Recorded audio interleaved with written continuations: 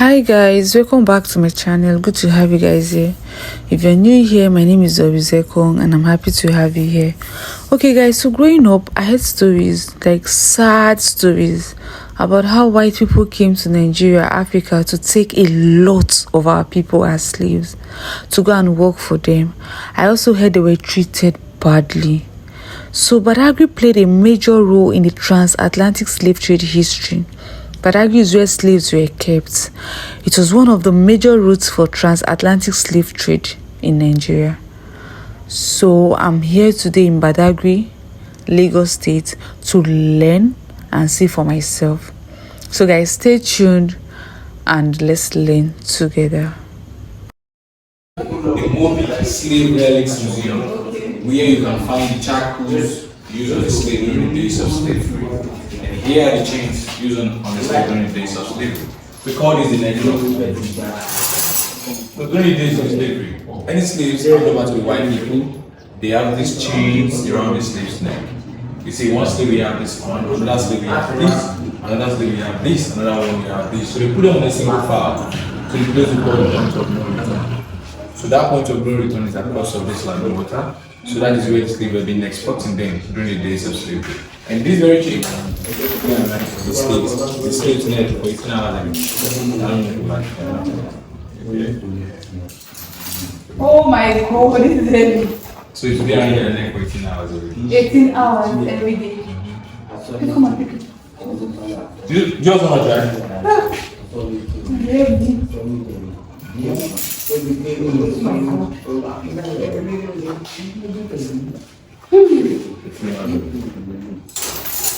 So after they fix this around their neck, this is fixed on the mouth. They call this the mouth level. Wait, mouth? Yes. But before using this, they will make a hole here, up and lay down like this. So they will now force their lips on this one. They will now plug them out like this. So that guide them not to talk. So they won't be able to Talk to one another or to hit while working on sugarcane plantation. So this is for the kids. You know, any slave that gives birth, the baby is automatically slaves. So they will use it to tie 2 or 3 ends of babies together. For them not to be roaming about the farm or disturbing their parents while their parents working on sugarcane plantation.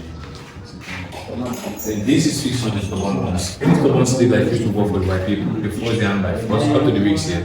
They will now hang them up on the tall tree, so their legs will be suspended from the ground for 99. So that's where they die.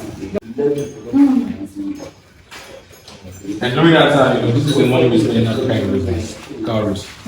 So we all recognize this within ourselves in Africa as money.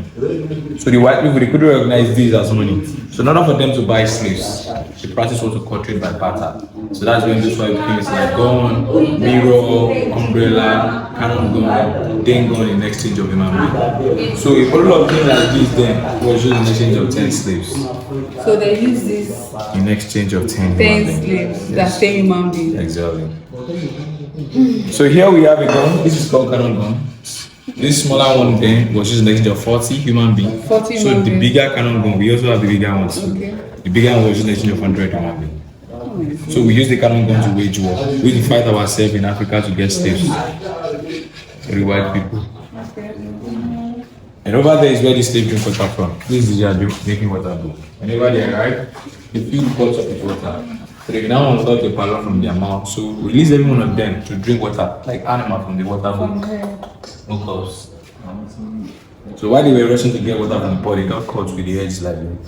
So it's very sharp. So while their blood drip into the water, because slaves don't have option, they drink the water like that. Because they have access to water once in a day. Once a day. And they eat once in a day. And sugarcane was their food as at that time. So over there is the grave of the man called Chisungu. So the man also took part in the days of slavery. Yes, someone is a grave. Somebody, the person that was buried in there is called Chisungu. Okay. So the man also took part in the days of slavery. Okay. So he worked as middleman between the whites and the blacks. He would buy slaves from the blacks, sell to the white people.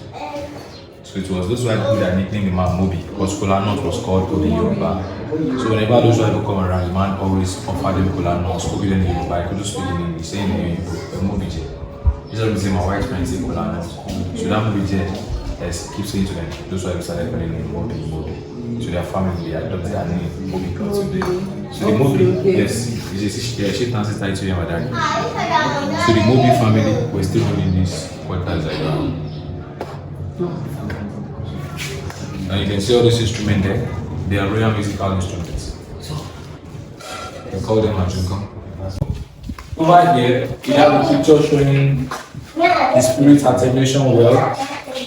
So they this well water was done at the middle of the road at the point of no return.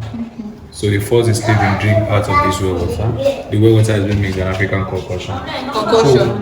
So once they drink the water, they look less aggressive. They'll be submissive to the white people until the white people get them to their final destination. It's juju that is mixed up. They mix something inside, so they will not be able to know themselves. Exactly. So they will be controlled by the white people. Wow. So you're welcome. I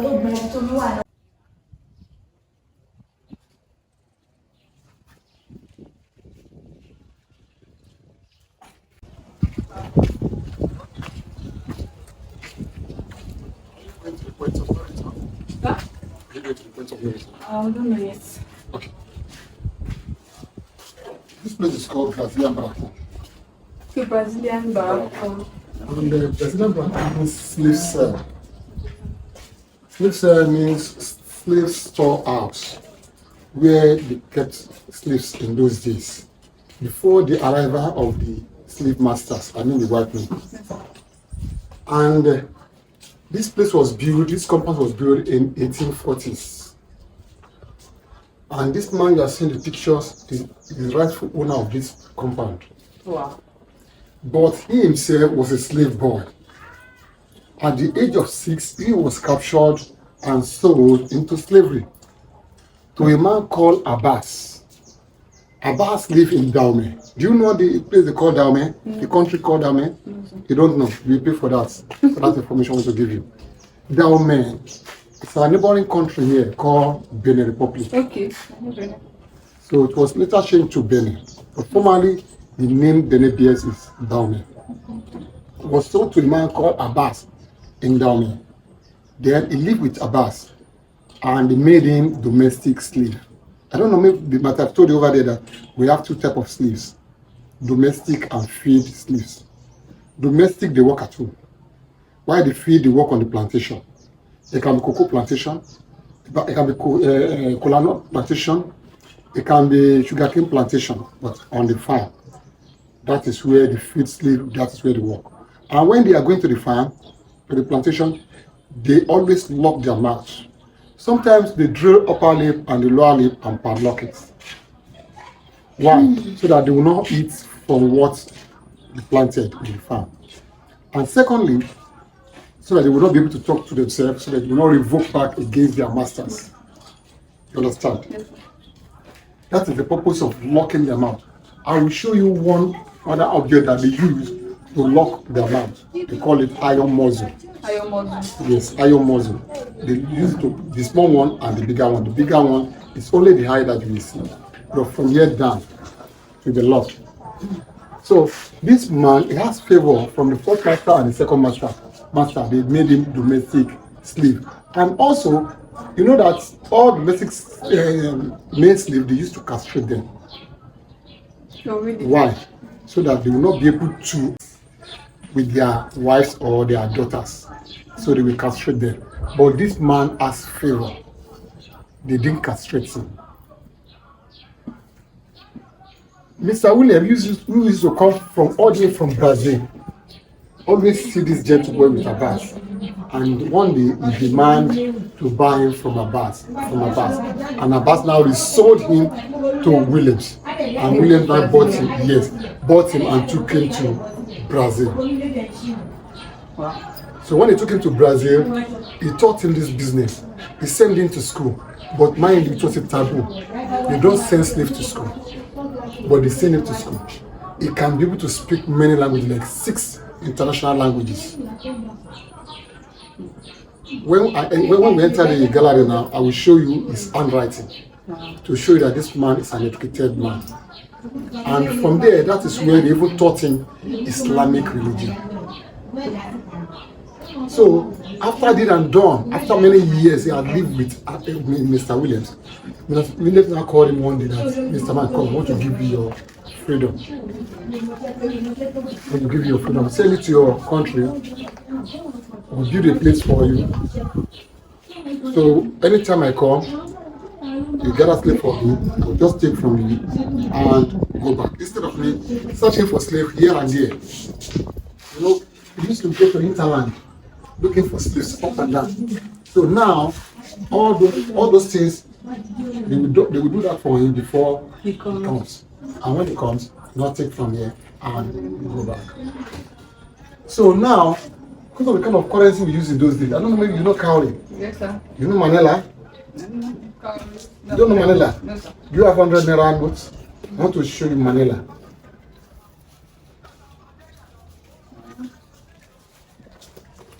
Okay. Look at the grain auction. This, Yes, sir. you see that runs something? Yes, sir. That is Manila. Oh. They use all those things as money in those days. Even in Central Bank, you see Manila. In National Museum Lagos, Manila was there as well.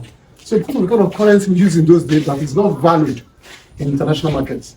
No. That is the reason why the Onibos, I mean the white men, the slave masters, they came about the bargain power called trade by barter. Trade by barter. They came with umbrella, cano gun, long one and short one, bottle of gin and wine, mirror, bead, ceramic bowl, then gun. This and this one was a gift. Now let's start. For an umbrella, do you know that it goes for 40 human beings? 40. Okay, so they give for one umbrella. Wow. Yes, but mind you, it wasn't the kind of umbrella you're thinking of. Not the one you use during rainy season or during sunny. This one is a royal umbrella. Royal umbrella for 40 sleeves. I will show you when we enter the gallery. 40 sleeves. The long cano gun goes for 100 sleeves, while the short one goes for 40 sleeves as well. And the bottle of a wine and a gin go for 10 sleeves each. 10 woman being. Healthy one, not human being, healthy person. So, ceramic bowl go for 10 sleeves as well. You know ceramic bowl? Yes, sir. You know? Yes, sir. Tell me. I want to maybe fully you know ceramic bowl. I know it. Okay. Ceramic bowl is the broken plate we use at home today. For the first time of seeing ceramic bowl, the demand for ceramic bowl. You know, formerly, in those days, they use calabash. Okay, yes. Isn't it? Yes, sir. Or they use that small black pot. Yes, sir. And they now use these leaves to put a pandemium, awaiba, awasaro, whatever. You understand? So the ceramic bowl go for 10 sleeves. While the dengon go for 40 sleeves. Now the mirror and the bead depend on how you bargain. And the kettle and the brush dish was a gift given to Seriki when they turbine Seriki of this kingdom. This compound, it was a living monument. People live in this compound. This compound is national monument under National Commission for Museum and Monuments. So I that I'm talking to you, I am a staff of National Museum. I was posted here as a curator as well. So that's the story of the gentleman and the story of this place. And in this compound was built in the 1840s. And in this compound, we have 40 slave cells in this compound. And each of the cells, they kept 40 slaves in each of the cells. 40 slaves in each of the cells. I don't know, maybe you can give me the calculation of the slaves that live in this compound. So like how many cells? Yeah. 40 cells. 40 cells. And then 40 slaves in each of the cells. Wow. That means that we have 40 times 40. That will give us 1,600 slaves that live the shore of this country through this slave port. Okay, through this port. Through this slave port, then across this lagoon, across this lagoon. Yes, sir. After this lagoon, you now trek from that place, 15 minutes trek down to Atlantic Ocean. Wow. Point of no return. That was where we have point of no return. Okay, so they enter ship from there. From there, they will now put them inside the ship that anchor in the middle of the sea, and they will now transport them through the small boat down to the ship and take them away. Wow. So they have the transportation of slave, I mean, taking of the slave down to the other side, 3-4 months interval. So every 3 or 4 months they They will come back and they... and go away. So let's see, and the federal government and the family now have agreement to keep 2 slave cells so that people can come and see the agony of our fathers in those days. We have 9 by 9 feet room. 9 by 9 feet room. But mind you, inside that place, the first room is called inspection room. Inspection room. Yes. When they bring them out from the slave cell, they will now inspect them here. So maybe they are healthy or not. Maybe they have any sickness in their body or not. They will inspect them. If they are clean and okay, they will now take them out. The one that have sickness or have any disease in his body or her body, we will now return them back. So let's see. Okay.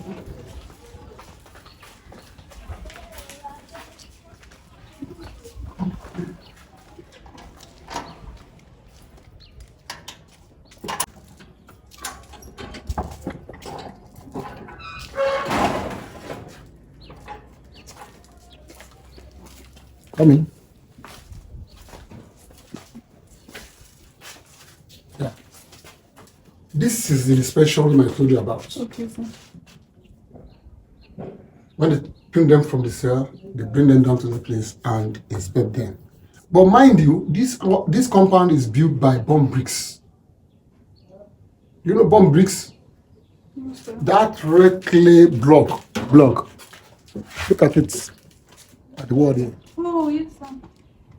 That is what they use to build this compound. And let me just give you one example. Do you know that our immediate past vice president was here?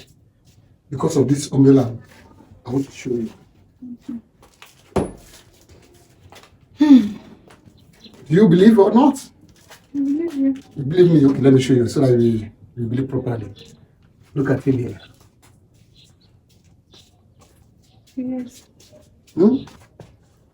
This is the umbrella this man is holding. We live off your land. I don't know where you come from. You're from which state? I'm from Cross River State. Cross River State. Yes, sir. Oh, Calabar. This is only of Igbo land. And look at all of Ife. They were all here because of this umbrella. Why? No, that place is a gravity. Yeah. Lift it up. No, in one hand now. Okay, one hand. One hand. Lift it up properly. Jesus. I want to count from 1 to 10. Maybe you'll be able to hold it. 1, 2, 3, 4. Don't worry. You're shaking. Jesus. So, do you know that one slave will carry this umbrella on Syracuse head when it's outside or going somewhere? What? A slave. And if by mistakenly fell from that slave hand, the penalty is death. They cut off his head.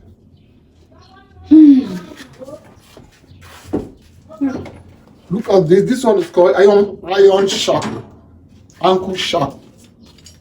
It's meant for 2 people's leg at a time. One left leg of the other man, one right leg of the other person. And you carry this for good 18 hours. Yes. You carry this for good 18 hours. And the fifth slave, they work for good 18 hours on the farm. This is a wrist chain, like an ankle. The iron ones I told you about it, look at it, the smaller one. When they are going to the farm. Okay, they lock their mouth. Yeah, they lock them out.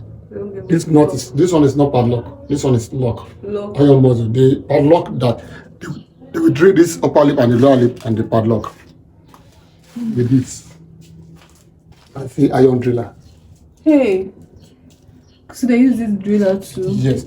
And they call it branding. There's something they call branding. they use this iron to write the name of every owner at the back of each sleeve. If you are a woman, at the back. If a man, right on the chest. And look at the handwriting of Silky Lips Abbas. Okay, This is the handwriting. And there's Silky there.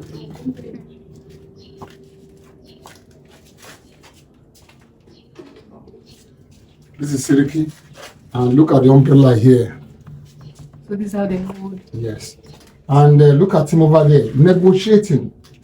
The man, yes, he used to stand between the white men and black chiefs to negotiate price. You know, because our chiefs, they don't understand the language, either Espanol, either Portuguese, or English, Arab, they don't understand. It was him who understood all those languages. So you now stand between them to negotiate price. So let's go in and see the cell.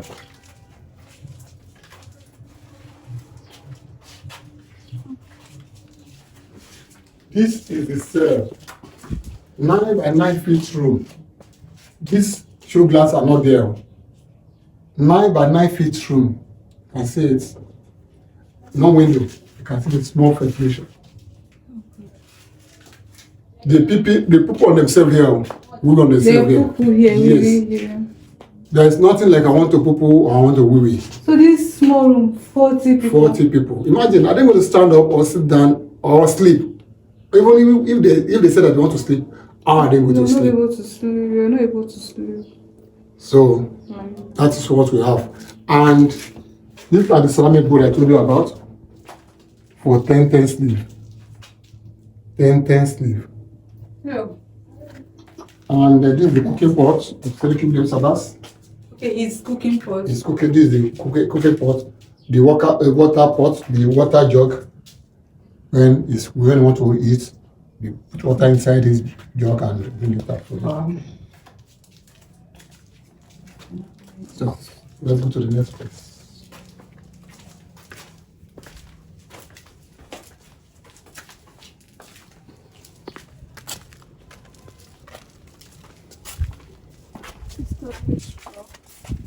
This chair I used more than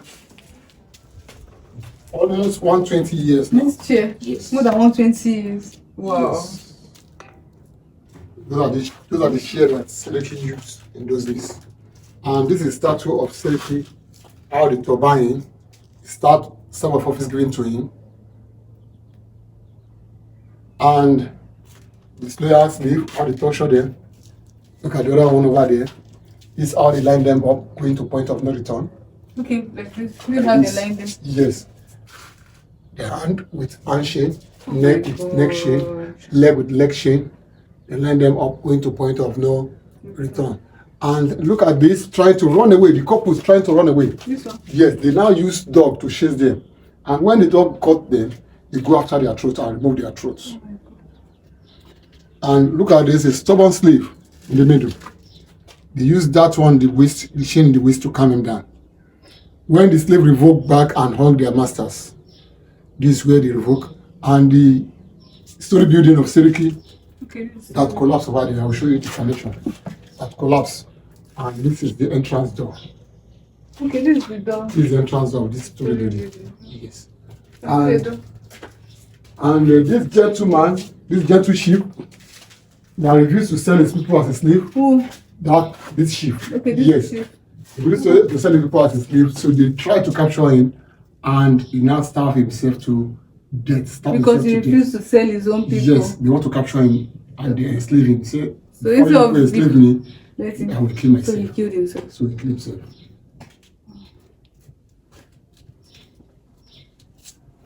So, and these are some of his clothes as well. Silky clothes. Wow. The clothes he wear here, this is the clothes he use to turbine. This is the clothes he wear when he wants to turbine Silky of this kingdom. You know, the man hold political position as well. Wow. So after the abolition of slave trade, the man going into business is an influential man, and even one that reproduce or recapture Ayetoro village in Ogun State because the man is from Bogon, Ayetoro in Ogun State. Okay, he's from Ogun State. Yes. So this is for the female. The other one is male. This is for the female cell. This is female cell. And the picture you are seeing here is children and the grandchildren. His children and his grandchildren. The people you saw there the other time, they are also the descendants of Selipi. Mostly the descendants of the last born. So okay, that's why coming here. Okay, that's what we're supposed to. Yes. Wow. They are living here. So these are our suffering didn't start today. No. And this, guys, look at it. This iron sheet. There is iron sheet they use to remove this country, to use this building. Also, that is what they use to remove the 4-story building as well. The 4-story building was built by bomb bricks and with this iron sheet.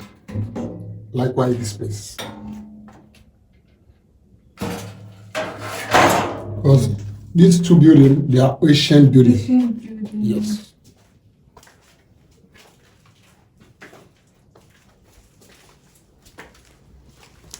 Let's look at the next, please.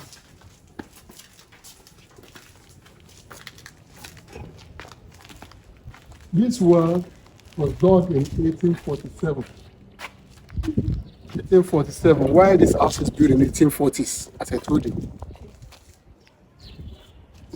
Ever since then, never run dry. There is water in either dry season or rainy season. That's what. What's it doing?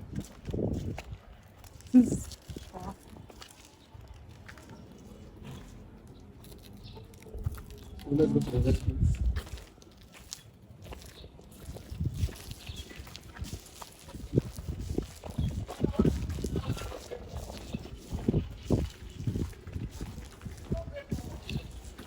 This is the course where the process is perfect. Any destroyer, or anybody. So guys, they were transported with canoe from this side to the other side, where they trekked from there to Atlantic Ocean. So guys, let's cross together. From here, they trekked 15 minutes to Atlantic Ocean. We took a motorcycle because it's already late, so we can't trek. So we took a motorcycle.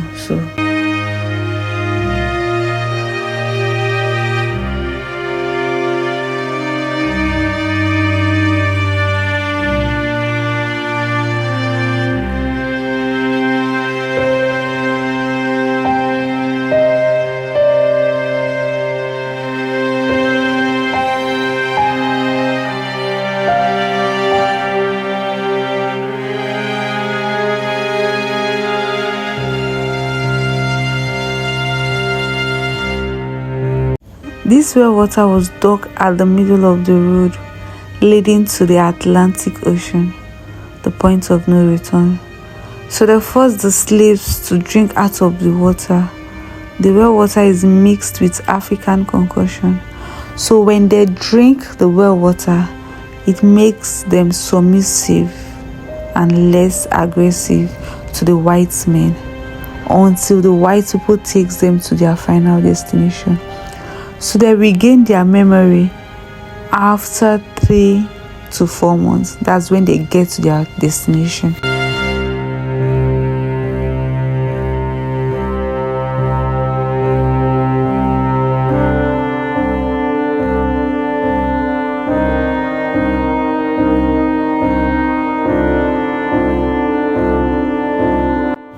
We are here, guys. This place is called the point of no return. That's the arc of departure there. It is called the point of no return because once the slaves get to this point, there is no turning back. So the ship for transportation stays in the middle of the sea. Then they transport them through a small boat down to the ship.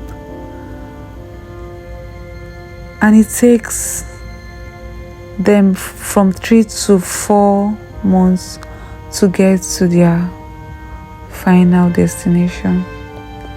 So the white people returned back to Nigeria every 3 to 4 months to get another set of slaves. Guys, man, it's really sad. We've come to the end of this video. Please, if you